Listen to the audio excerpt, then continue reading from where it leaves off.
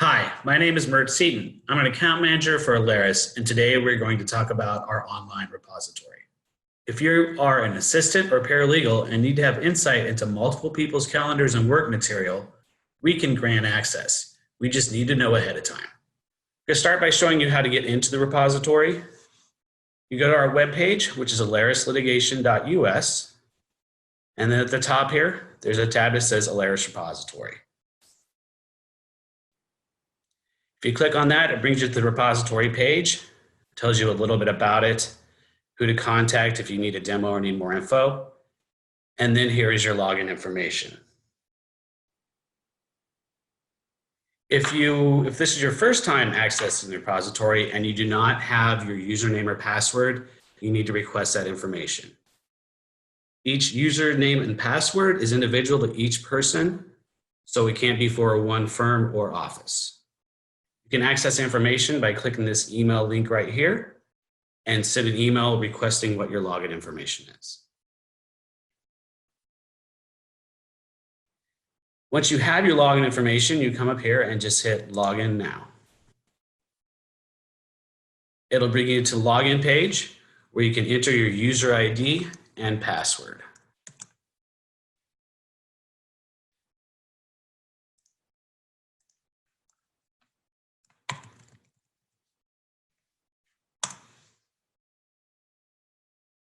Once you're logged in, you come to the welcome page. There's a few things on here you want to look at. First, this very first page called the news section basically gives you just a very short description. If you're logging in for the very first time, it's important to go over to My Profile and check that. Basically, this is all the information Alaris has on you when you scheduled with us. It's important to check this to make sure we have all your information up to date. Because if we do not have all the information up to date, it'll be much harder. The process of scheduling will take much longer and be much harder because we'll need to gather more information from you. But if that information is already here, then the process is much easier. You also have options of changing your ID and your password. The first tab up here is the calendar. What this calendar does is shows for you and your firm the depositions that are scheduled or have been scheduled. And it'll give you a little bit of information on those. Also, you have a tab for requests new here. You can always email us in our scheduling department or call us to schedule a deposition. But this also gives you the option to schedule those depositions through the repository. This can always be used if you don't want to call or email. You just enter all the information you have for the deposition, date, the case name, case number, witness, the location. Ordering information should autofill from your profile. Billing information, if it's the same as the person who's ordering the deposition, you just click that box. And that's how you can schedule a deposition through the repository. You can also, if you do not want to schedule through the repository, you can also schedule depositions through our website. Right up here on this button right here is schedule a deposition. Now back to the calendar repository. You see here, there's a calendar. The current month is the month it'll start on. And it'll show you any depositions that have taken place or are scheduled. If you hold your mouse over a deposition, it'll give you just some basic information. It'll give you the name of the witness and the attorney you have told us is going to be taking that deposition.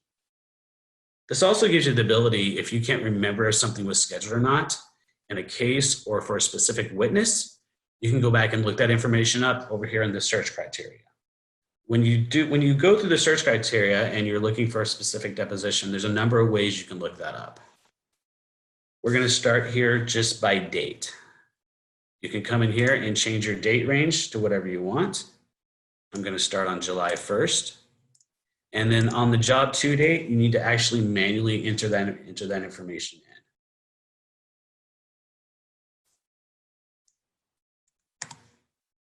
And then you can hit search. And it will start with the first month that you put in there and show you any depositions that have been scheduled during the date range you set it for. Now, if you find something that happened in the past and you want to look at more into it, you can click that link and it'll take you for all the details of that deposition here. As you see, when you get to the bottom, if the deposition has already been billed, has taken place, has been billed, there are documents you can look at here. You look at your transcripts, exhibits in different formats. We will go back on that more detail later, but that is there's a number of ways to get to this information. Going through the calendar is one way. If you do open this link and then you want to go back to the calendar, it's important that you hit the back button down here. If you hit your back button up here, it's not going to work and it's going to take you through a whole maze of trying to get back to where you were. The activity tab is basically a way for you to go in and find invoices for the depositions we've taken for you. As you can see here, when you first click on it, it's going to give you a number of invoices already up there based on the date range it opened up at.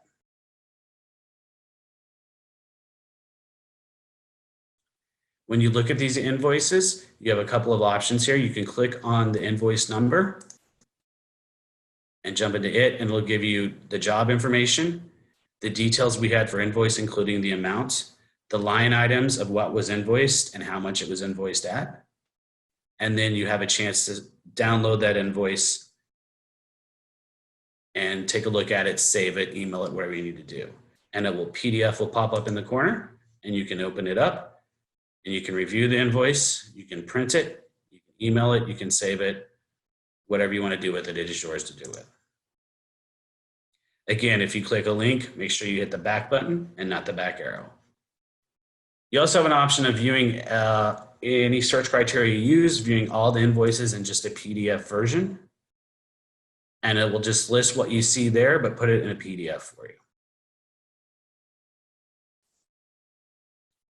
If you're looking for something specific in a specific time range or by a specific case or witness, the search criteria on the left gives you the ability to do that.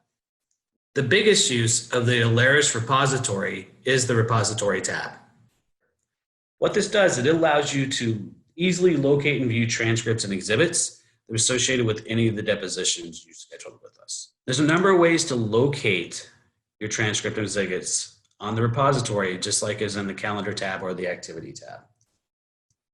First, you can go to case and it'll pop up and show you all of the deposition products, transcripts, and exhibits that were sent to you as a result of any depositions we took for you in this specific case, this instance being the street case.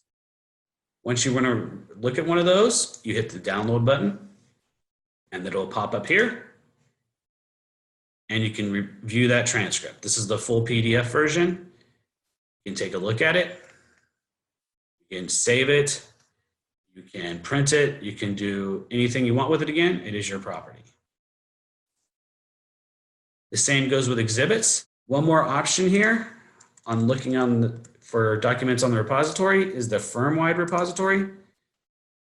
That's just going to show you everything for the firm that you've been allowed to have access to. The final tab is the support tab. You can submit a ticket here or reach out to us through phone or email, and they can assist you with any concerns or issues with the repository, or you can call our main office and we'll be able to assist you with that also.